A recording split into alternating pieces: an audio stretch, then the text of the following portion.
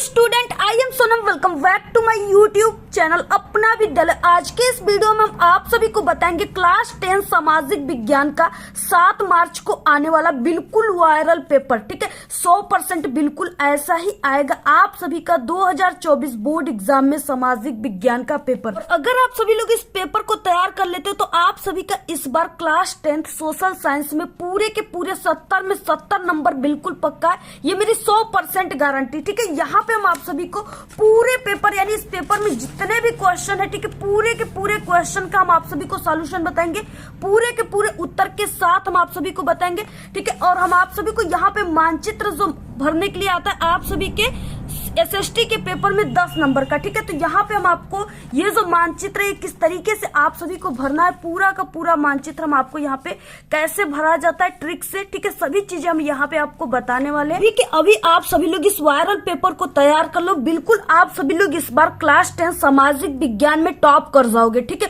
पूरे के पूरे क्वेश्चन इसी पेपर से आएंगे क्योंकि ये जो पेपर है ये 7 मार्च का बिल्कुल वायरल पेपर है। ठीक है, यहाँ पे जो ये संकेतांक, ये पेपर कोड है संकेतांक का, ये बिल्कुल वायरल है क्योंकि पिछले साल, ठीक है, लगभग इसी पेपर कोड का सभी जिलों में यानी आधे से अधिक जिलों में लगभग यही पेपर कोड गया था। ठीक है, और इस पेपर का जो संकेतांक है 825 EZ, ठीक है, ये बिल्कुल वायरल है। और 7 मार्च का जो आपका एसएसटी का पेपर आएगा वो बिल्कुल इसी संकेतांक का आएगा। ठीक है, आप सभी लोग इस संकेतांक को 825 EZ को अगर आप सभी लोग इंपॉर्टेंट नोट्स बनाओ तो उसमें आप लोग इस संकेतांक को नोट करके रख लीजिए। ठीक है, बिल्कुल यही 7 मार्च को पेपर आने वाला है आप सभी लोग। ठीक है, यानी इस बार आपको चाहे जो हो जाए आपको 70 में 70 नंबर लाना है। ठीक है, आपको 70 में 70 नंबर सोशल साइंस में ला करके आपको बिल्कुल टॉप कर जाना है। और आपको इसी तरीके से हमारे चैनल के सभी वायरल पेपर सभी सब्जेक्ट के तैयार कर लेते हो तो आपका 95% बिल्कुल पक्का है। और आप सभी को इस बार सभी सब्जेक्ट में 70 में 70 नंबर ला करके, ठीक है, आपको बिल्कुल इस बार स्टेट रैंक पे चले आना है। ठीक है, ये मेरी गारंटी हम आप सभी को, ठीक है, यानी ये मेरी टारगेट है कि आपको हर एक सब्जेक्ट में 70 में 70 दिलाएंगे। ऐसे ऐसे वायरल क्वेश्चन हम आप सभी को इस वीडियो में बताएंगे। ठीक है, जिससे आपका पूरा का पूरा 70 में 70 नंबर बिल्कुल पक्का है सामाजिक विज्ञान में। आप सभी को अगर ये पेपर आपके 7 मार्च को आ गया तो आपको कुछ नहीं करना है, सिर्फ आपको इसी वीडियो पर क्लिक करके कमेंट बॉक्स में थैंक यू जरूर कह देना है। ठीक है, यहाँ पे सबसे पहले अनुक्रमांक और यहाँ पे नाम। ठीक है, और ये जो पेपर है ये आपका 2024 सामाजिक विज्ञान का पेपर है। इसमें जो आपको समय मिलेगा वो 3 घंटे 15 मिनट का समय मिलेगा। अगर आप सभी लोग इस पूरे के पूरे पेपर को अभी से तैयार कर लेते हो तो आप सभी को हम गारंटी दे रहे हैं कि आप लोग 250 पर ही पूरे के पूरे आंसर छाप कर बैठ जाओगे। ठीक है, क्योंकि आपको इस पेपर पहले से ही बता दिए गए। उसके बाद आप सभी को यहाँ पे इसमें जो नंबर रहेंगे आपको 70 नंबर का रहेगा, इसमें आपको नंबर लाना है। सबसे पहले निर्देश दिए हैं, यहाँ पे सभी प्रश्न करना अनिवार्य, 15 मिनट प्रश्न पत्र को पढ़ना है। इसमें खंड और खंड ब है। खंड अ में 20 ऑब्जेक्टिव क्वेश्चन है जिसका आंसर OMR शीट पे देना है। ठीक है, और आप सभी को क्या करना है, यहाँ पे आपको जो ये मानचित्र मिलेगा ना, इस मानचित्र को भरने के बाद आप सभी को यानी इसको कॉपी में किस तरीके से नत्थी करना है। ठीक है, बहुत ही मजबूती के साथ आपको इसको नत्थी करना है, तभी ये एग्जामिनर के पास पहुंच पाएगा और आपको नंबर मिल पाएगा। इसके बाद खंड ब जो इसमें 50 अंकों का क्वेश्चन है जिसमें वर्णनात्मक प्रश्न से फर्स्ट सेकेंड है जो कि 4 नंबर और 6 नंबर वाले क्वेश्चन है। ठीक है, इस तरीके से यहाँ पे दिया हुआ है। और आप सभी को यहाँ पे ये वाला क्वेश्चन आपको नहीं करना है। ठीक है, कौन सा क्वेश्चन है ये हम आपको आगे बताएंगे। सबसे पहले खंड अ है जिसमें ऑब्जेक्टिव क्वेश्चन है। ठीक है, और इससे पहले कि आप सभी लोग देखिए इस वीडियो को जरूर लाइक कर दीजिए, चैनल पे नहीं तो चैनल को सब्सक्राइब करके बेल आइकन को प्रेस कर दीजिए। और आप सभी लोग इस वीडियो को अपने एक एक फ्रेंड को चुन चुन कर जरूर शेयर कीजिएगा। ठीक है, क्योंकि इस वीडियो में हम बहुत ही मेहनत करने वाले, पूरे के पूरे आंसर आपको बताएंगे और 100% ऐसा पेपर बताएंगे कि अगर आप लोग कमजोर हो, सामाजिक विज्ञान में अभी तक कुछ नहीं पढ़े हो, ठीक है, आपको डर है कि कहीं कम ना जाए नंबर, कहीं फेल ना हो जाए, तो यहाँ पे हम आप सभी को, ठीक है, ऐसे ऐसे क्वेश्चन बताएंगे और इतने अच्छे तरीके से समझा कर बताएंगे कि आप लोग बिल्कुल कमजोर से सीधे टॉपर की श्रेणी में आ जाओगे। ठीक है, तो यहाँ पे आप सभी को पहला क्वेश्चन जो है, और जितने भी क्वेश्चन है आप लोग बहुत ही ध्यान से समझिएगा क्योंकि very very most important question है। ठीक है, और आप सभी लोगों को देखिए कई दिनों से कमेंट आ रहे थे कि मैम एसएसटी का पेपर, सामाजिक विज्ञान का पेपर, तो आप सभी लोग को हम पेपर दे दिए। अब आपका काम है कि आप लोग इसको शेयर कीजिए और लाइक कीजिए, ठीक है।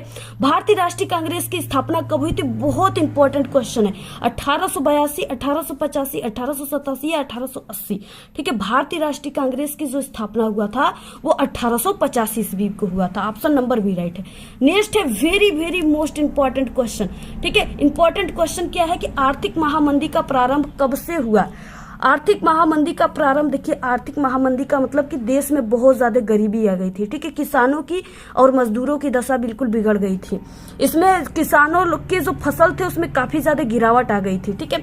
तो आर्थिक महामंदी का प्रारंभ कब हुआ था? तो ये 1929 ईस्वी में हुआ था। ऑप्शन बी राइट है, ठीक है। और आर्थिक महामंदी के कारण क्या थे ये सभी आपके जो है 4 नंबर 6 नंबर वाले में भी क्वेश्चन आता है, बहुत इंपॉर्टेंट है। नेक्स्ट देखिए क्वेश्चन, ये किसका कथन है कि जब फ्रांस छींकता है तो बाकी यूरोप को सर्दी जुकाम हो जाता है? ये भी काफी इंपॉर्टेंट क्वेश्चन। ये कथन किसका है? ये मेटरनिक का है, ठीक है। इन्होंने ही कहा था कि जब फ्रांस छींकता है तो बाकी यूरोप वालों को क्या हो जाता है? सर्दी जुकाम हो जाता है। नेक्स्ट चौथा क्वेश्चन, जर्मनी के एकीकरण में मुख्य भूमिका किसकी थी? Very very most important question है, ठीक है। किसकी थी जर्मनी के एकीकरण में मुख्य भूमिका? इसको हमने कई बार बताया हुआ है, ठीक है। ऑटो वन बिस्मार्क की। ऑप्शन नंबर यहाँ पे सी राइट है। भारत में राष्ट्रपिता कहकर किसको संबोधित किया जाता है? ठीक है, किसको? जवाहरलाल नेहरू को, महात्मा गांधी को, या बाल गंगाधर तिलक को, या सरदार पटेल को? ठीक है, ये महात्मा गांधी को क्या कहा जाता है? इनको राष्ट्रपिता कहा जाता है। ठीक है, नेक्स्ट छठवां क्वेश्चन, बेल्जियम की सामुदायिक सरकार में निम्नलिखित में से किसके मध्य सत्ता में साझेदारी है? किसके मध्य सत्ता में साझेदारी है? ठीक है, तो विभिन्न सामाजिक समूहों के मध्य। ऑप्शन नंबर ए राइट है। इसके बाद निम्नलिखित में से कौन सा संघ सूची का विषय है? कौन सा संघ सूची का विषय है? ठीक है, व्यापार है, कृषि है, शिक्षा है, या रक्षा है? तो ये रक्षा है। ऑप्शन नंबर डी राइट है। नेक्स्ट, भारतीय संघ में कितने राज्य हैं? ठीक है, कितने राज्य हैं? यहाँ पे 26 है, 27 है, 28 है, या 29 है? ठीक है, तो 28 राज्य। ऑप्शन नंबर यहाँ पे सी राइट है। पूरे के पूरे क्वेश्चन आप लोग बिल्कुल रट लीजिए, इससे बाहर कुछ नहीं आएगा, आपका पूरा का पूरा इसी में से आएगा। ठीक है, यानी हम आपको गारंटी देते हैं कि आपका 70 में पूरा तैयार कर लेते हो तो 65 नंबर का क्वेश्चन तो इसी पेपर से आएगा। आप समझिए कितना वायरल पेपर है। ठीक है, 9वां क्वेश्चन है, यदि हम लैंगिक भेदभाव की बात करते हैं तो उसका अर्थ होता है, उसका क्या अर्थ होता है? समाज में स्त्री एवं पुरुषों की असमान भूमिका, स्त्री एवं पुरुषों के मध्य जैविक विभिन्नता, बालक एवं बालिकाओं की संख्या में असमानता, या उपयुक्त में से कोई नहीं। ठीक है, तो यहाँ पे क्या हो जाएगा? समाज में स्त्री एवं पुरुषों की असमान भूमिका। ऑप्शन नंबर ए राइट है। नेक्स्ट है यहाँ पे 10वां क्वेश्चन, भारत में सबसे अधिक बोली जाने वाली जो भाषा है वो कौन सी है? सबसे अधिक कौन सी भाषा बोली जाती है भारत में? ठीक है, तो वो हिंदी है। ऑप्शन नंबर सी राइट है। निम्नलिखित में से कौन सा परंपरागत संसाधन है? बहुत ही इंपॉर्टेंट क्वेश्चन है ये। ठीक है, पवन ऊर्जा, सौर ऊर्जा, प्राकृतिक गैस, या ज्वारी ऊर्जा? तो ये प्राकृतिक गैस है। लेटेराइट मिट्टी जो है निम्नलिखित में से किस राज्य में पाई जाती है? राजस्थान, हिमाचल प्रदेश, महाराष्ट्र, उत्तर प्रदेश? ठीक है, कहाँ पे पाई जाती है? महाराष्ट्र में, मुंबई में पाई जाती है। ठीक है, नेक्स्ट 13 क्वेश्चन क्या है कि निम्नलिखित में से कौन सा जो राज्य है वो तांबा का मुख्य उत्पादक है? ठीक है, मध्य प्रदेश, उत्तर प्रदेश, तमिलनाडु, या बिहार? ठीक है, कौन सा है? मध्य प्रदेश है, एमपी। ऑप्शन ए राइट है। नेक्स्ट निम्नलिखित में से कौन सा खनिज अधात्विक है? यानी इसमें से कौन सा खनिज जो है वो अधात्विक है? मैग्नीज है, अभ्रक है, बॉक्साइड है, या जस्ता है? तो ये अभ्रक है। ठीक है, ऑप्शन नंबर बी राइट है। निम्नलिखित में से कौन सा संसाधन अजैव संसाधन है? अजैव का मतलब जिसमें जान नहीं है। ठीक है, तो यहाँ पे क्या है? पशुधन है, या प्राकृतिक वनस्पति है, या मत्स्य है? ठीक है, यहाँ पे चट्टाने जो है ये अजैविक होती है, यानी इसमें जान नहीं होते। ठीक है, ऑप्शन नंबर सी राइट है। नेक्स्ट 16 निम्नलिखित में से किस राज्य में अधिकतम साक्षरता दर पाई जाती है? बिहार, पश्चिम बंगाल, केरल, या मध्य प्रदेश? ठीक है, कहाँ पे साक्षरता दर अधिक पाई जाती है? केरल में सबसे ज्यादा पाया जाता है। ऑप्शन सी राइट है। निम्नलिखित में से कौन सा व्यक्ति अर्थव्यवस्था के प्राथमिक क्षेत्र से संबंधित है? कौन सा व्यक्ति संबंधित है? मछुआरा, शिक्षक, डाकिया, या व्यापारी? देखिए, प्राथमिक क्षेत्र में किसान आते हैं, ठीक है, कृषक आते हैं, मजदूर आते हैं, और मछुआरा आते हैं। तो ऑप्शन नंबर यहाँ पे, यानी जो प्राथमिक क्षेत्र में जो प्राकृतिक से बिल्कुल जुड़ी हुई है, ठीक है, तो मछुआरा, यहाँ पे मछुआरा जो है वो क्या है? प्रकृति से जुड़ा हुआ है। ऑप्शन ए राइट है। सूचना का अधिकार अधिनियम कब लागू किया गया था? सूचना का अधिकार अधिनियम कब लागू किया गया था? 2005, 2010, 1999 या 2001? ठीक है, तो ये 2005 में लागू किया गया था। ऑप्शन ए राइट है। उपभोक्ता को न्याय पाने के लिए कहाँ जाना चाहिए? तो उपयुक्त उपभोक्ता केंद्र। ठीक है, ऑप्शन सी राइट है। निम्नलिखित में से कौन सा व्यक्ति असंगठित क्षेत्र के अंतर्गत आता है? ठीक है, कौन आता है? कृषि मजदूर, बैंक मैनेजर और राजपत्रित अधिकारी या सैनिक? ठीक है, तो कौन आता है? यहाँ पे कृषि मजदूर आता है। ऑप्शन नंबर यहाँ पे ए राइट है। इसके बाद देखिए नेक्स्ट है, यहाँ पे आ गया क्वेश्चन खंड ब वर्णनात्मक प्रश्न फर्स्ट आ गया। ठीक है, निम्नलिखित प्रश्नों के उत्तर प्रत्येक आपको लगभग 80 शब्दों में देना है इनके उत्तर। ठीक है, 4 नंबर वाले क्वेश्चन है। अब देखिए 4 नंबर वाली क्वेश्चन है और आपको 80 शब्दों में देना है। इसका मतलब कि आपको आधे और 1 पेज में देना है। ठीक है, यहाँ पे देखिए पहला क्वेश्चन क्या है, भारत छोड़ो आंदोलन के प्रमुख कारणों का उल्लेख कीजिए। बहुत ही इंपॉर्टेंट क्वेश्चन है, यानी गांधी जी ने 3 आंदोलन चलाया था। ठीक है, पहला आंदोलन इनका था असहयोग, दूसरा सविनय अवज्ञा आंदोलन और तीसरा था इनका भारत छोड़ो आंदोलन। ठीक है, ये बहुत ही इंपॉर्टेंट है। तीनों आप सभी को आंदोलन याद कर लेना। आंसर क्या हो जाएगा? यहाँ पे उत्तर देखिए हो जाएगा आंदोलन का तत्कालीन जो कारण था वो क्रिप्स मिशन की समाप्ति, मिशन के किसी अंतिम निर्णय पर न पहुंचना था। ठीक है, द्वितीय था कि द्वितीय विश्व युद्ध में भारत का बिना शर्त समर्थन करने की मंशा को भारतीय राष्ट्रीय कांग्रेस के द्वारा ठीक ढंग से न समझना था। ठीक है, चौथा क्या था? ब्रिटिश विरोधी भावना तथा, यानी ब्रिटिश का मतलब अंग्रेजों की विरोधी जो भावनाएं थी। ठीक है, तथा पूर्ण स्वतंत्रता की मांग ने भारतीय जनमानस में लोकप्रियता प्राप्त कर ली थी। नेक्स्ट चौथा की द्वितीय विश्व युद्ध के परिणाम स्वरूप भारतीय अर्थव्यवस्था की स्थिति खराब हो गई थी। ठीक है, इस कारण से भारत छोड़ो आंदोलन प्रारंभ किया गया। तो आप लोग पूरा स्क्रीनशॉट ले लीजिए। ठीक है, नेक्स्ट क्वेश्चन है यहाँ पे अथवा में दिया हुआ है, जोसेफ मैथ्यूनी के विचारों पर प्रकाश डालिए। वेरी इंपॉर्टेंट है।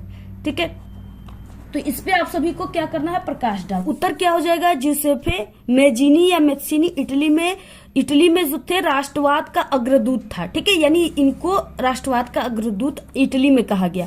इनका जन्म जो है 1807 ईस्वी जेनोवा में हुआ था। अपनी किशोरावस्था में ही वो कारोनारी नामक गुप्त संगठन का सदस्य बन गए। मात्र 24 वर्ष की आयु में ही लिंगुरिया में क्रांति का प्रयास करने के लिए देश से बाहर निकाल दिए गए। इसने 1831 ईस्वी में मार्सेई में जो है यंग इटली सोसाइटी और बर्न में यंग यूरोप की स्थापना की। पोलैंड, फ्रांस, इटली और जर्मन राज्यों में समान विचार रखने वाले युवा इस संगठन के सदस्य थे। इटली के ठीक है नव निर्माण में मैजीनी की भूमिका सबसे अधिक महत्वपूर्ण थी। उसे इटली की एकता और युवा शक्ति पर अत्यधिक विश्वास था।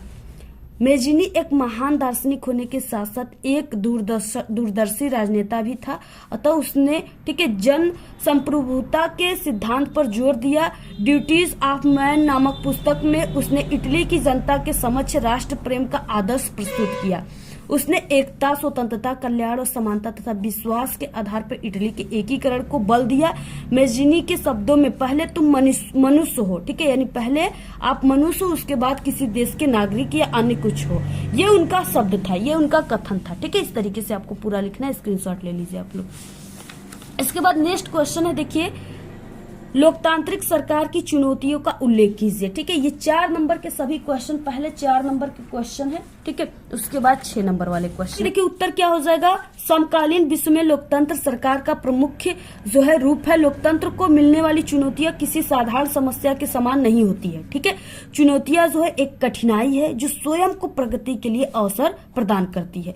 जब लोग एक बार चुनौतियों पर विजय प्राप्त कर लेते हैं तो इसके पश्चात वे पहले की तुलना में क्या करते, एक उच्च स्तर तक अपने कार्यों में सफलता प्राप्त करते हैं। मुख्यतः 3 प्रकार की चुनौतियों का सामना प्रत्येक देश करता है जो निम्न है। ठीक है, बुनियादी आधार पे चुनौतियां, जो बुनियादी आधार पे बनाने की चुनौतियां। ठीक है, विश्व के लगभग 1/4 भाग में अभी भी लोकतांत्रिक व्यवस्था नहीं है। इन क्षेत्रों में लोकतंत्र के लिए बहुत कठिन चुनौतियां हैं, जिनमें लोकतांत्रिक सरकार गठित करने के लिए उचित बुनियादी आधार बनाने की चुनौतियां हैं। ऐसे स्थानों पर उपस्थित गैर लोकतांत्रिक सरकार शासन ठीक है व्यवस्था को हटाने और सत्ता पर सेना के नियंत्रण को समाप्त करने की चुनौतियां हैं। ठीक है, इसके बाद विस्तार की चुनौतियां क्या है? स्थानीय सरकारों को अधिक शक्ति सुनिश्चित करने और महासंघ के लिए सभी इकाइयों का जो है विस्तार करने और महिलाओं और अल्पसंख्यक समूहों को शामिल करने आदि जैसे मुद्दे इस चुनौतियों के अंतर्गत आते हैं। भारत में सामाजिक आर्थिक रूप से पिछड़े वर्गों, ठीक है, वर्गों ने अभी तक राजनीतिक जो है शक्तियां प्राप्त नहीं की है तथा जो है पूर्वोत्तर के राज्य भी लोकतंत्र की मुख्य धारा में एकीकृत नहीं है। नेक्स्ट है यहाँ पे देखिए क्वेश्चन, यानी अथवा में है, क्या भारतीय संघ एवं अर्ध संघीय ढांचा है? आलोचनात्मक परीक्षण कीजिए, ठीक है, 4 नंबर का क्वेश्चन है। तो ये अथवा क्वेश्चन है, इसको हम पहले से बता चुके हैं। आप लोग हमारे चैनल पर प्लेलिस्ट भी हम बना दिए क्लास 10 सोशल साइंस का, आप लोग उस प्लेलिस्ट से इंपॉर्टेंट क्वेश्चन को तैयार कर लीजिए। नेक्स्ट, सड़क परिवहन के जो है सापेक्षिक लाभों की विवेचना कीजिए, ठीक है। तो देखिए सड़क परिवहन की जो सापेक्षिक लाभ है, ठीक है, वो कौन कौन से लाभ है? तो यहाँ देखिए, यहाँ पे पहला है कि सड़कों की निर्माण जो है लागत बहुत कम होती है, यानी सड़कों के निर्माण में बहुत ही कम लागत लगती है। इसके बाद दूसरा है कि उबड़ खाबड़ तथा जो है विच्छिन्न क्षेत्रों में भी सड़कें बनाई जा सकती है, ठीक है, यानी सड़कें जो है पहाड़ों में भी काट काट के पहाड़ों को बनाया जा सकता है।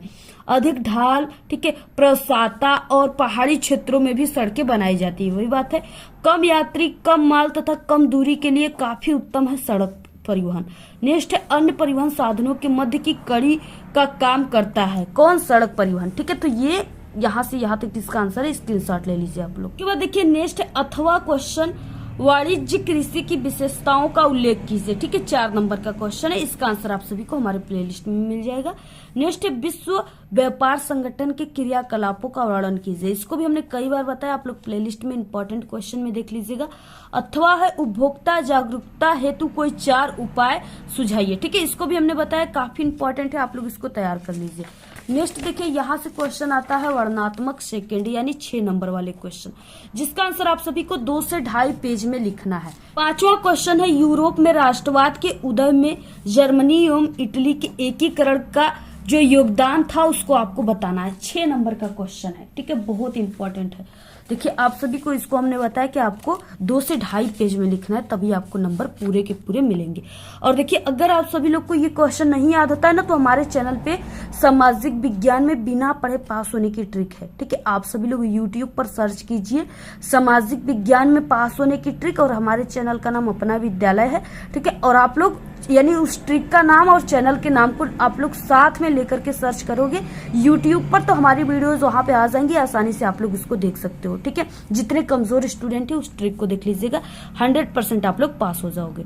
और ऐसे ही हमारे चैनल पे सभी सब्जेक्ट में पास होने की ट्रिक है। आपको इस वीडियो के लास्ट में 4 प्लेलिस्ट ऐसे दिखेंगे, उसमें हमने सभी ट्रिक, ठीक है, ऐड कर दिया, वहां से भी आप लोग देख सकते हो। देखिए उत्तर क्या हो जाएगा, 19वीं शताब्दी में यूरोपीय महाद्वीप में राष्ट्रवाद की एक लहर चली जिसने यूरोपीय देशों का कायाकल्प कर दिया, ठीक है, यानी जर्मनी, इटली, रोमानिया आदि नवनिर्मित देश कई क्षेत्रीय राज्यों को मिलाकर बने जिनकी राष्ट्रीय पहचान सम्मान थी।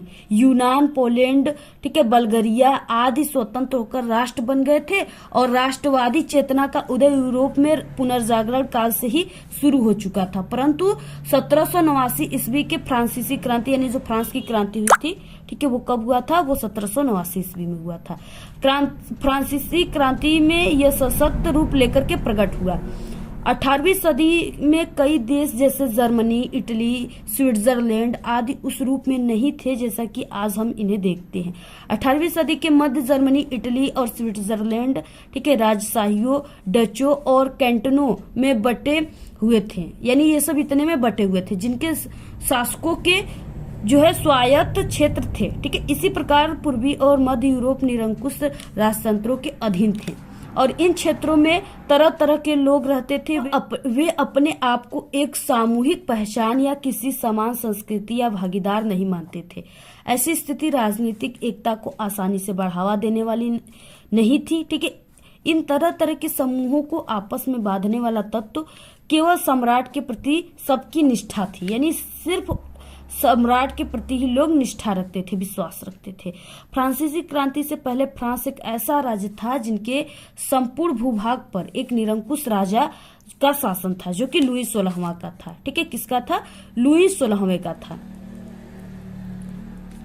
जो कि ये इसी लुई 16वें के, ठीक है, निरंकुश राजतंत्र के कारण ही 1789 ईस्वी में फ्रांस में क्रांति हो गया। तो वही है यहाँ पे फ्रांसीसी क्रांति का नारा स्वतंत्रता, समानता और विश्व बंधुता ने राजनीति और अभिजात्य वर्गीय परिवेश से बाहर कर उसे अखबारों, सड़कों और सर्वसाधारण की वस्तुओं बना दिया, ठीक है, वस्तु बना दिया। 19वीं शताब्दी तक आते आते परिणाम जो है युगांतकारी सिद्ध हुआ। नेपोलियन की संहिता 1804 ईस्वी में लागू किया गया।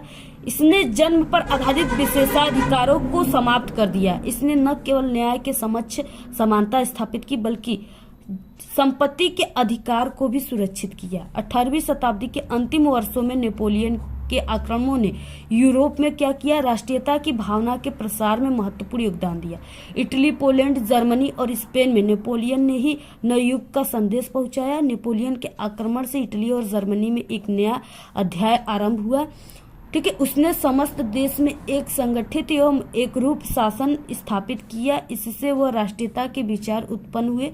इसी राष्ट्रीयता की भावना ने जर्मनी और इटली को मात्र भौगोलिक अभिव्यक्ति की सीमा से बाहर निकालकर उसे वास्तविक एवं राजनीतिक रूप प्रदान किया। इससे इटली और जर्मनी के एकीकरण का मार्ग प्रशस्त हुआ, ठीक है। इस तरीके से आपको लिखना है। यूरोप में राष्ट्रवाद के प्रमुख बिंदु इस प्रकार है। देखिए, पहला बिंदु है यूरोप में राष्ट्रीयता की भावना के विकास के कारण यूरोपीय राज्यों का एकीकरण हुआ। इसके कारण कई बड़े बड़े जो राज्य थे वो छोटे राष्ट्रों में उदय हो गए, ठीक है, जो बड़े बड़े देश थे।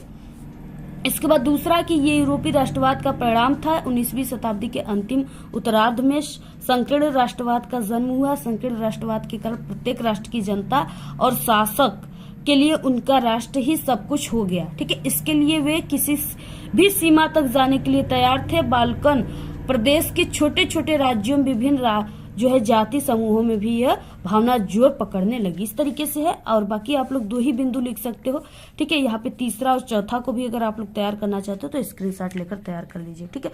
बाकी सिर्फ आपको इतना ही लिखना है, यानी सिर्फ इतना लिखना है। अगर आप सभी लोग इसको बोर्ड के कॉपी के पेज पे लिखोगे तो ये आपका आराम से 2.5 पेज में हो जाएगा, ठीक है। तो इस तरीके से आपको लिखना है। स्क्रीनशॉट ले लीजिए पूरा, ऐसे ही आप सभी लोग लिख कर आइए। इसके बाद देखिए नेक्स्ट क्वेश्चन है, अथवा की प्रौद्योगिकी ने वैश्वीकरण की प्रक्रिया को किस प्रकार उत्प्रेरित किया है, ठीक है। और यहाँ पे उदाहरणों के सहित आपको स्पष्ट करना है, उदाहरणों के साथ 6 नंबर का है। तो इसको आप लोग हमने चैनल पे बताया, इंपॉर्टेंट क्वेश्चन में देख लीजिएगा। वीडियो काफी लंबी हो जाएगी इसलिए हम आपको यहाँ पे सभी आंसर नहीं बता पाएंगे, ठीक है। भारत की विधायिकाओं में महिलाओं के प्रतिनिधित्व की स्थिति क्या है, ये 6 नंबर का क्वेश्चन है। इसको भी आप लोग तैयार कर लीजिएगा। अथवा भारत में स्थानीय स्वशासन से आप क्या समझते हैं, इस शासन की किन्हीं 2 गुणों एवं किन्हीं 2 दोषों को आपको लिखना है। 6 नंबर का है, ठीक है। यानी इसमें कितने, यानी यहाँ पे इसमें 3 क्वेश्चन है। पहला ये है, दूसरा ये है, तीसरा ये है। यानी आप सभी लोग अगर पहले को सिर्फ करते हो तो 2 नंबर, दूसरे को भी कर डाले तो फिर से 2 नंबर, तीसरे को का भी आंसर लिख दिए तो फिर से 2 नंबर, टोटल 6 नंबर का है। 7वां क्वेश्चन है, आपको सभी आंसर, ठीक है, चैनल पे हमारे प्लेलिस्ट में मिल जाएंगे, वहां से देख लीजिएगा आप लोग। मृदा संसाधन के महत्व का वर्णन कीजिए। किन्हीं 2 प्रकार की मृदाओं की विशेषताओं का उल्लेख कीजिए, ठीक है। मृदा को भूमि भी कहा जाता है, ठीक है। मृदा यानी मिट्टियां। तो यहाँ पे भूमि के महत्व क्या क्या है। पहला है कि मनुष्य के जीवन का आधार, जो भूमि है, जो मृदा है, वो मनुष्य के जीवन का आधार है, ठीक है। सही बात है, क्योंकि जो मृदा है उसी पर हम लोग चल रहे हैं, फिर रहे हैं, उसी पर जो है अन्न बोई जा रही है, ठीक है, जो है फसल उगाई जा रही है, जिसे हम सभी लोग खा रहे हैं और जीवित हैं। मृदा से हमें जल भी मिल रहा है, जो कि जल ही जीवन है हम लोगों का, ठीक है। तो इस तरीके से मृदा पर पेड़ पौधे लगे हैं जो हमें ऑक्सीजन दे रहे हैं, जिससे हम सभी लोग जीवित हैं। अब समझिए कि मृदा कितना इंपॉर्टेंट है हम सभी लोगों के लिए, ठीक है। अगर मृदा न होती तो शायद हम लोग न रह पाते। तो मनुष्य के जीवन का आधार है। भूमि के अभाव में मनुष्य का जीवन जो है संभव नहीं है, असंभव है बिल्कुल, ठीक है। मनुष्य के जीवन के सभी क्रियाकलाप जैसे चलना फिरना, व्यवसाय, मकान, दुकान, कृषि, उत्खनन, वो कारखाने सभी भूमि से जुड़े हैं। वनस्पति एवं पेयजल संसाधन भी भूमि पर निर्भर है, ठीक है। इसके बाद दूसरा क्या है, आर्थिक विकास का आधार। किसी भी देश का विकास वहां पर उपस्थित प्राकृतिक संसाधनों जैसे भूमि, वनस्पति, खनिज यानी जो भी पदार्थ जैसे हैं सोना, ये भूमि में से निकलता है, कोयला भूमि में से, ठीक है, डायमंड ये भी भूमि से निकलते हैं, चांदी, तांबा, लोहा, ये सभी चीजें किसमें से निकलते हैं? भूमि में से, ठीक है। पेट्रोल, डीजल, मिट्टी की तेल, ये सभी भूमि में से निकलते हैं, जिससे लोग क्या करते हैं, यानी एक देश से दूसरे देश में बेचते हैं, ठीक है, और उससे पैसे की व्यवस्था होती है। तो इसलिए ये आर्थिक विकास के आधार पे भी काफी मोस्ट इंपॉर्टेंट है, ठीक है। और यहाँ पे उपजाऊ भूमि, जल, जलवायु आदि पर निर्भर करता है। ये संसाधन जिस देश में जितनी अधिक मात्रा में होंगे उनका आर्थिक विकास उतना ही तीव्रता से होगा, ठीक है। इसके बाद देखिए नेक्स्ट थर्ड, प्राथमिक उद्योगों का विकास। विभिन्न प्राथमिक उद्योग जैसे कृषि, मत्स्य पालन, वनस्पति, खनिज व्यवसाय आदि का विकास भूमि पर ही होता है, ठीक है। जिन क्षेत्रों में जिस प्रकार के जो है प्राकृतिक संसाधन उपलब्ध है वहां उन्हीं से संबंधित प्राथमिक उद्योगों का विकास हो सकता है। नेक्स्ट है व्यापार का आधार। भूमि उत्पादन का एक अनिवार्य साधन है जिसके बिना किसी भी प्रकार का उत्पादन कार्य संभव नहीं है। अधिकांश देशों का व्यापार भूमि के द्वारा उत्पादित वस्तुएं जैसे गेहूं, चावल, दूध, खनिज पदार्थ, ठीक है, तेल, चाय, लकड़ी इत्यादि जो है ये भूमि से ही प्राप्त होते हैं, जो कि व्यापार का आधार है। नेक्स्ट शक्ति संसाधन। अधिकांश ऊर्जा के उत्पादन का साधन कोयला तथा तेल है जिसका स्रोत भूमि है, यानी ये सब भूमि के अंदर से ही निकलते हैं। परिवहन तथा संचार के साधनों का भी विकास, ठीक है, अधिकांश परिवहन और संचार के साधनों का विकास भूमि पर ही हुआ है। सड़क, रेल मार्ग, डाक तार, ठीक है, आदि का विकास जो है भूमि पर ही हुआ है। रोजगार का आधार। मनुष्यों को रोजगार प्रदान करने में भूमि का बहुत अधिक महत्व। भारत में लगभग 55% जनसंख्या कृषि पर आधारित है। सभी प्रकार की आजीविकाएं भी भूमि संसाधन पर निर्भर है, ठीक है। क्वेश्चन में था कि किन्हीं दो प्रकार की मृदाओं को, मिट्टियों की विशेषताओं को भी आप सभी को लिखना है, ठीक है। तो यहाँ पे देखिए क्या हो जाएगा, पहला हो जाएगा जलोढ़ मिट्टी की विशेषताएं, ठीक है। जलोढ़ मिट्टी की प्रमुख विशेषताएं निम्नलिखित है। धान, गेहूं, यानी जलोढ़ मिट्टी में धान होता है, गेहूं, ठीक है, जौ, चना, गन्ना एवं मटर आदि की पैदावार के लिए अनुकूल होता है, बहुत ही अनुकूल होता है। जलोढ़ मृदाएं गठन में बलुई, दोमट से चिकनी मिट्टी की प्रकृति जो है पाई जाती है, यानी ये बलुई चिकनी मिट्टी होता है। सूक्ष्म तथा मध्यम कणों से निर्मित होने के कारण इसमें जल देर तक ठहरता है, ठीक है, जिससे काफी देर तक जो पौधे होते हैं वो हरे भरे होते हैं, यानी वर्षा नहीं होगा, सिंचाई नहीं की जाएगी, फिर भी वो हरे भरे रहेंगे। समानता इनमें पोटास की मात्रा अधिक पाई जाती है, ठीक है। और ये मृदा जो है ये पीले तथा भूरे रंग की होती है। इसका रंग निक्षेपण की गहराई, जलोढ़ के गठन और निर्माण में लगने वाले समावधियों पर निर्भर करता है। इसके बाद जलोढ़ मृदाओं पर गहन कृषि की जा सकती है। भारत के संपूर्ण क्षेत्रों के लगभग 45.6 भाग पर यह जलोढ़ मिट्टी की विस्तृत है, ठीक है, ये फैली हुई है। नेक्स्ट है काली मिट्टी की विशेषताएं, ये काफी इंपॉर्टेंट है। काली मिट्टी की विशेषताएं निम्नलिखित है, ठीक है। काली मिट्टी जो है ये काफी उपजाऊ मिट्टी है, ठीक है। इसमें कपास की खेती काफी अच्छे तरीके से होती है। इसमें नमी धारण करने की अधिक क्षमता होती है। ज्वालामुखी क्रिया से ये निर्माण होता है। कपास के लिए काफी उपयुक्त माना जाता है। पर्याप्त मात्रा में इसमें खनिज पाए जाते हैं और ये लगभग 45.60 ठीक है % क्षेत्र में विस्तृत है। तो इस तरीके से आपको पूरा इसका स्क्रीनशॉट ले लीजिए आप लोग। ऐसे ही आप सभी को पूरा लिखना है, ठीक है। पूरा आप लोग स्क्रीनशॉट ले लीजिए, ऐसे आप सभी को पूरा लिखना है। वह क्वेश्चन है भू संसाधन से क्या तात्पर्य है? भारत के भू उपयोग में, ठीक है, आवश्यक परिवर्तन हेतु कोई 4 उपाय सुझाइए, ठीक है। ये भी काफी मोस्ट इंपॉर्टेंट है, 6 नंबर का है। इसको हमने कई बार बताया हुआ, आप लोग प्लेलिस्ट में देख लीजिएगा। 8वां क्वेश्चन, अर्थव्यवस्था के क्षेत्रक से क्या तात्पर्य? द्वितीय क्षेत्रक की विशेषताओं की विवेचना कीजिए। ये वेरी इंपॉर्टेंट है, ठीक है। ये आप सभी के पेपर में इस बार बिल्कुल छप चुका है, तैयार कर लो। बिल्कुल आप लोग धुआं उड़ा कराओगे, पूरे के पूरे आंसर छाप कराओगे, ठीक है।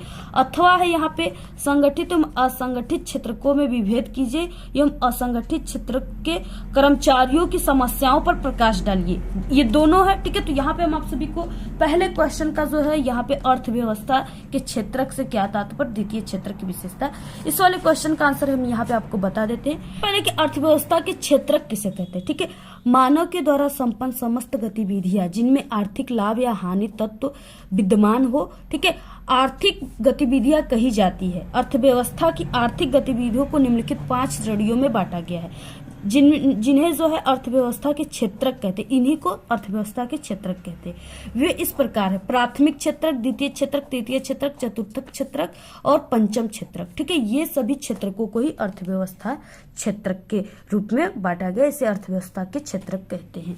को द्वितीय क्षेत्र का जो है विशेषता लिखना है, यहाँ पे हम आपको प्राथमिक का भी बता देते हैं।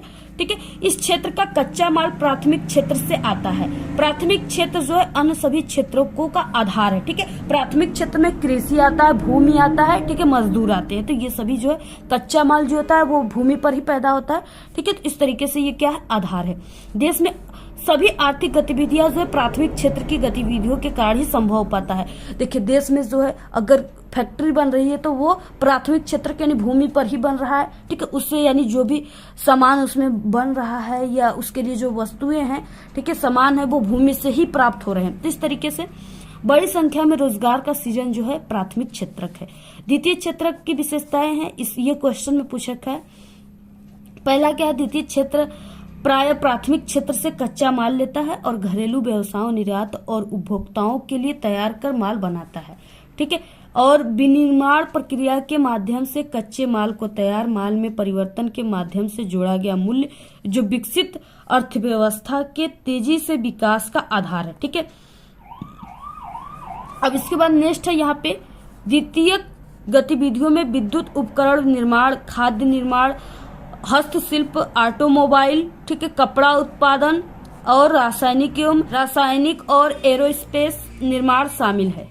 द्वितीय क्षेत्र वस्तुओं का विनिर्माण करता है। द्वितीय क्षेत्र में उद्यम एवं प्रकार की वस्तुओं को दूसरे प्रकार में परिवर्तन करता है, जैसे गन्ना से चीनी बनना। ठीक है, तो इस तरीके से क्या है, आप सभी को पूरा लिखना है। स्क्रीनशॉट ले लीजिए आप लोग सभी का, ये पूरा स्क्रीनशॉट ले लीजिए, ऐसे ही आपको लिख कर आना। अब इसके बाद देखिए नेक्स्ट मानचित्र संबंधित प्रश्न। ठीक है, ये 10 नंबर का आपके पेपर में आएगा।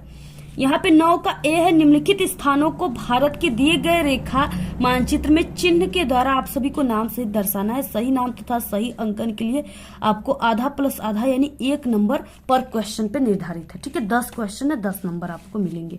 अब यहाँ पे क्या है, पहला क्वेश्चन है वह स्थान जहाँ वर्ष 1927 में भारतीय राष्ट्रीय कांग्रेस का अधिवेशन हुआ था। ठीक है, कहाँ पे हुआ था, तो आपको सबसे पहले ये जो मानचित्र है इसमें आपको सबसे पहले यहाँ पे अनुक्रमांक लिखना है अपने से। ठीक है, और आपको यहाँ पे 10 अंकों का अपना अनुक्रमांक बोर्ड वाला लिख देना। और यहाँ पे पेपर कोड में आप सभी को ये जो पेपर कोड है यहाँ पे 825 EZ, ये आपको पेपर कोड लिखने के बाद यहाँ पे लिख देना है। ठीक है, इसके बाद देखिए यहाँ पे क्या है, वह स्थान जहाँ वर्ष 1927 में भारतीय राष्ट्रीय कांग्रेस का अधिवेशन हुआ था। तो कहाँ पे हुआ था, मद्रास में। ठीक है, सबसे पहले आपको कॉपी पे मानचित्रकार लिखना है, प्रश्नोत्तर संख्या 9 का ए। ठीक है, पहला क्वेश्चन में मद्रास आंसर लिखना है, यानी मद्रास में हुआ था। जो मद्रास है वो कहाँ पे भारत के मानचित्र में स्थित है, तो मद्रास जो है वो चेन्नई में स्थित है। ठीक है, चेन्नई कहाँ है, यानी सबसे नीचे भारत का जो मानचित्र उसके सबसे नीचे वाले जो ये पार्ट है इसमें जो है चेन्नई है। ठीक है, और चेन्नई में मद्रास है। तो इस तरीके से आपको यहाँ पे दर्शा देना है। तो यहाँ पे देखिए दूसरा क्वेश्चन है वह स्थान जहाँ नील की खेती करने वाले किसानों ने सत्याग्रह आंदोलन किया था।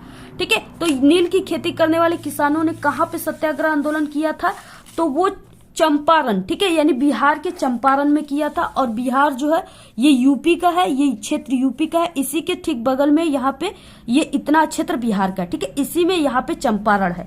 ठीक है, जहाँ पे किसानों ने जो क्या किया था, नील की खेती के लिए सत्याग्रह आंदोलन किया था। इसके बाद तीसरा उत्तर प्रदेश का वह स्थान जहाँ से असहयोग आंदोलन की शुरुआत हुआ था। ठीक है, तो उत्तर प्रदेश का ये प्रयागराज यानी इलाहाबाद जो है, ठीक है, उसका अब नाम प्रयागराज हो गया है। तो वो कहाँ है, वो इलाहाबाद यूपी में है। यूपी का ये पूरा क्षेत्र यूपी का है। ठीक है, तो यहाँ पे इस स्थान पे क्या है, इलाहाबाद यानी प्रयागराज, जहाँ पे असहयोग आंदोलन का शुरुआत हुआ था। वह स्थान जहाँ पर सूती मिल श्रमिकों ने सत्याग्रह आंदोलन किया था। देखिए सूती मिल श्रमिकों ने किया था, ठीक है, तो वो गुजरात के खेड़ा नामक स्थान पे किया था। गुजरात कहाँ पे स्थित है? ये जो डायनासोर का मुंह है ना, इसके गला के पास यहाँ पे गुजरात है, ठीक है, और इधर यहाँ पे क्या है? अहमदाबाद है। तो यहाँ पे गुजरात में जो है एक स्थान खेड़ा है, उसी जगह किए थे। तो आपको ऐसे खेड़ा लिख देना है, गुजरात, ठीक है। इसके बाद नेक्स्ट क्वेश्चन, वह स्थान जहां जलियांवाला बाग हत्याकांड हुआ था, तो ये कहाँ हुआ था? अमृतसर में हुआ था, ठीक है। अमृतसर कहाँ पे स्थित है? अब देखिए यहाँ पे ये जो है ये पंजाब का भाग है, ठीक है। ये जो 4 पंखुड़ी है इसमें से ये पंखुड़ी पंजाब का है, ठीक है, और पंजाब में के ठीक बगल यानी पंजाब में ही स्थित है ये अमृतसर, ठीक है, जो कि पाकिस्तान के बॉर्डर पे स्थित है, यानी इसी के ठीक बगल में लाहौर है। तो यहाँ पे हुआ था, ठीक है, 1919 ईस्वी में, यानी अमृतसर पंजाब आपको ऐसे लिख देना है। इस तरीके से आपको करना है। अगर आप लोग ये स्थान भी दिखा दिए, ठीक है, मानचित्र में कि यहाँ ये जगह यहाँ पे स्थित है, तो आधा नंबर इस पे मिलेगा। और अगर इस तरीके से कॉपी पर भी लिख डाले तो आधा नंबर इस पे, आधा नंबर पर क्वेश्चन पे, टोटल आपको 5 नंबर मिल जाएंगे, ठीक है। इसके बाद बी क्वेश्चन है 9 का बी, निम्नलिखित स्थानों को भारत के दिए गए रेखा मानचित्र में चिन्ह के द्वारा आपको नाम सहित दर्शाना है। सही नाम तथा सही स्थान के लिए आपको आधा प्लस आधा नंबर निर्धारित है, ठीक है। पहला क्वेश्चन है दक्षिण भारत की एक नदी आप सभी को चिन्ह के द्वारा लिखना है। दक्षिण भारत, ठीक है, दक्षिण भारत की एक नदी क्या है? दक्षिण क्या है? इस साइड में है, नीचे साइड में, ठीक है, तो यहाँ पे ये दक्षिण है। अब यहाँ पे आप सभी को एक नदी दर्शाना है, ठीक है। तो इस तरीके से गोदावरी नदी जो है दक्षिण भारत में है, ऐसे आपको जो चिन्ह दिया है ना नदी का, उस चिन्ह के साथ आपको दर्शाना है, यानी ये नदी का चिन्ह इसके साथ आपको दर्शाना है, और यही आपको कॉपी में भी लिखना है। मानचित्रकार प्रश्नोत्तर संख्या 9 का भी गोदावरी, ठीक है, ऐसे आप सभी को लिख देना है। नेक्स्ट क्वेश्चन देखिए क्या है, कपास उत्पादन का एक प्रमुख क्षेत्र आपको ये जो चिन्ह है इसके द्वारा दर्शाना है, ठीक है। तो कपास उत्पादन का एक क्षेत्र जो है मुंबई है, यानी महाराष्ट्र है, ठीक है। यहाँ पे आपको ये चिन्ह के द्वारा दर्शा देना है। इसके बाद और आपको कॉपी में भी ऐसे लिख देना है, स्क्रीनशॉट ले लीजिए पूरा आप लोग। नेक्स्ट है यहाँ पे ओडिशा का एक समुद्र पतन यानी बंदरगाह, आपको ये जो चिन्ह है इसके द्वारा दर्शाना है, ठीक है। तो ओडिशा का जो एक समुद्र पतन बंदरगाह है ये पारादीप है, ठीक है, तो यहाँ पे आपको ये चिन्ह दर्शा देना आपको। इसके बाद नेक्स्ट है एक परमाणु ऊर्जा केंद्र, आपको इस चिन्ह के द्वारा दर्शाना है, ठीक है। तो परमाणु ऊर्जा केंद्र यहाँ पे तमिलनाडु में है, यानी यहाँ पे कलपक्कम परमाणु ऊर्जा केंद्र, ठीक है, ये चिन्ह के द्वारा आपको दर्शा देना है। इसके बाद नेक्स्ट है क्वेश्चन, असम का राजधानी आपको ये चिन्ह के द्वारा दर्शाना है। असम की राजधानी होती है दिसपुर, ठीक है, और दिसपुर कहाँ पे स्थित है? यहाँ पे स्थित है। तो इस तरीके से आप सभी को ऐसे दर्शा देना है, ठीक है। पूरा आप सभी को इसी तरीके से भरना है। अगर आप लोग ऐसे भरते हो तो आपको पूरे के पूरे 10 नंबर यहाँ पे मिल जाएंगे, ठीक है, पूरे 10 नंबर का क्वेश्चन है। अगर आप सभी लोग इसको और अच्छे तरीके से समझना चाहते हो तो हमारे चैनल पे, ठीक है, सामाजिक विज्ञान यानी मानचित्र कैसे भरे ट्रिक से, ये वीडियो आप लोग देख लीजिएगा। इसके बाद देखिए आपको सिर्फ इतना ही सामाजिक विज्ञान में क्वेश्चन करना है, ठीक है। बाकी ये जो है केवल दृष्टिबाधित परीक्षार्थियों के लिए मानचित्रकार के विकल्प स्वरूप, तो आपको ये 9 का ए और इसके बाद 9 का बी है, ठीक है, यही क्वेश्चन है, लेकिन आपको यहाँ पे दृष्टिबाधित लिखा है, ये क्वेश्चन आपको नहीं करना है। ये क्वेश्चन उन छात्रों को करना है जिनको दिखाई कम देता है, ठीक है। तो आपको सिर्फ 9 का ए और 9 का बी इतना ही क्वेश्चन आपको करना है। तो आप लोग इस तरीके से इस पूरे पेपर को तैयार कर लो। अगर आप लोग इस पूरे पेपर को तैयार कर लेते हो तो आपका 70 में 70 नंबर बिल्कुल पक्का है, ठीक है। और ये नहीं कि सिर्फ आपको यही सिर्फ एक पेपर तैयार करने से आपका 70 नंबर पक्का हो जाएगा, ठीक है। आप सभी को यानी कि हम क्लास 10th के 10 सेट पेपर बताएंगे, ठीक है। 10 सेट पेपर आप लोग अगर तैयार करोगे तब आपका 70 में 70 सामाजिक विज्ञान में नंबर आएगा, ठीक है। और आपको 10 सेट पेपर का अगर आप लोग कहोगे तो प्लेलिस्ट बना देंगे। बाकी हम क्लास 10th के ऑल सब्जेक्ट का 10 सेट पेपर हम आपको बताएंगे, ठीक है। साइंस का और हिंदी के लगभग 6-7 सेट हम बता चुके हैं और उसका प्लेलिस्ट भी आप लोग कमेंट किए थे तो हमने बना दिया है, ठीक है। अगर आप लोग नहीं देखे हो तो उस 10 सेट को जरूर तैयार कर लो। अगर आप सभी लोग हमारे चैनल के 10 सेट आप लोग क्लास 10th के ऑल सब्जेक्ट के पेपर तैयार कर लेते हो तो आपका पूरा आपका 70 में 70 नंबर पूरे सब्जेक्ट में पक्का, ये मेरी गारंटी 100%, ठीक है। जितने भी स्टूडेंट हमारे चैनल से पढ़ते हैं वो 100% हर साल टॉप करते हैं। तो इस तरीके से आपको तैयार कर लेना है। और इससे पहले हम सामाजिक विज्ञान के लगभग यानी 4 से 5 सेट बता चुके हैं, आप लोग उसको भी देख लीजिएगा और इसका प्लेलिस्ट भी हम बना देंगे, ठीक है। और आप लोग इस पूरे पेपर को तैयार कर लो और आप लोग देखिए वीडियो को जरूर शेयर कीजिए, हम बहुत ही मेहनत से वीडियो बनाते हैं, ठीक है, आप सभी लोगों के लिए। और आप सभी लोग भी थोड़ी सी मेहनत कीजिए, शेयर कर दीजिए वीडियो को। और आपके पास समय बहुत ही करीब है, आपके एग्जाम बहुत ही करीब आ चुके हैं। आप लोग ऐसा कोई क्वेश्चन को तैयार कीजिए जैसे कल आप सभी का सामाजिक विज्ञान का पेपर है, तभी आपको कोई भी क्वेश्चन अच्छे तरीके से याद हो पाएगा, ठीक है। तो आप लोग इन सभी क्वेश्चन को तैयार कर लीजिए। बाकी हमारे चैनल पे क्लास 10th के ऑल सब्जेक्ट के पेपर लगभग बता चुके हैं, ठीक है, यानी कुछ सेट के बता चुके हैं और कुछ सेट का हम बताएंगे अभी पेपर आपको। तो आप लोग चैनल को सब्सक्राइब कर लीजिए और सभी पेपर को जितने स्टूडेंट नहीं देखे उस पेपर को भी आप लोग देख लीजिए। आज के इस वीडियो में सिर्फ इतना है। आपको वीडियो कैसा लगा अपनी अच्छी प्यारी कमेंट जरूर कीजिए। आज के इस वीडियो में सिर्फ इतना ही। आपको ये वीडियो कैसा लगा? अगर वीडियो पसंद आए तो एक बड़ा सा लाइक कर दें, चैनल पे नए तो सब्सक्राइब करके आप सभी लोग बेल आइकन को जरूर प्रेस कर दें। Thanks, all the very best, bye bye.